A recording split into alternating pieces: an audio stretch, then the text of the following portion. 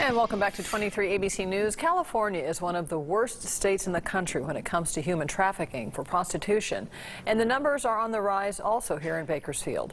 Tonight, 23 ABC's Alicia Patillo is here with an exclusive look inside a safe haven for victims of sex trafficking. And Alicia, you talked to some victims about how they became trapped and how they were able to break free. Jackie, that's right. The numbers are alarming. Within 6 years, the number of prostitutes working the streets of Bakersfield has tripled. We know that human trafficking is one of the fastest growing international crimes, and 7 out of 10 women are trafficked through forced fraud. Bakersfield is a key player, partly because Kern County is along the pipeline between Canada and Mexico. Tonight, we hear from a woman who escaped the life and another hoping to follow her lead. This is Union Avenue. Where it all happened. It went from worse to worse to worse, and then when you get down to where I'm at, what do you do? Kitty is one of an estimated 750 prostitutes working the streets of Bakersfield per month. How did I end up in the situation I'm in? Kitty's story is not unique on the streets. She says she was trying to make a living on her own and then lost hope. But after 20 years, she wants out. Candace started prostituting when she was only 19. Clients knew her by her street name, Cash. I had so many different clients that I lost track of what was happening, and you just become so numb and emotionless. But before the clients, there was sexual abuse. Candace was molested by her uncle when she was only 9 years old. And at the beginning, it would start out with him slapping my butt or telling me that if he was 10 years younger, if he was 15 or 16. Prostitution estimates that more than 1 million people in the U.S. have worked as prostitutes. Many are survivors of incest or early sexual abuse.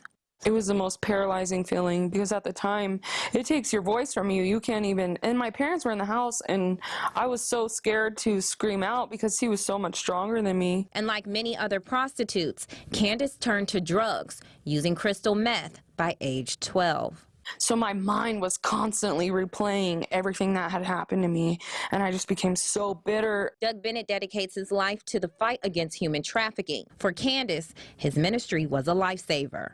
Use her to reach other women that were in her position. In Jesus' name, amen. Bennett is the founder of the Magdalene Hope Ministry here in Kern County, a home dedicated to restoring women's lives who were victims of human trafficking.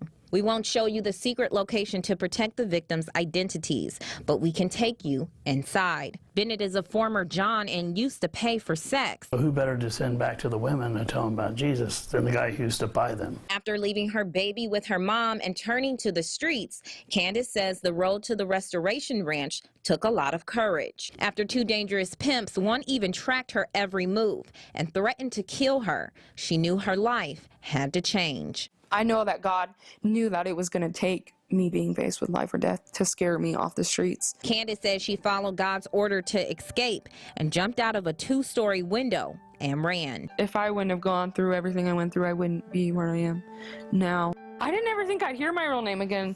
It took me which was kind of a blessing because I've been able to let Cash go and let her put her to rest. At 25 years old, Candace has closed the door to her past, and the broken 9-year-old girl is healing. I'll never give up on myself again. Candace found that hope, but hundreds of others, like Kitty, are still fighting for survival on the streets of Bakersfield.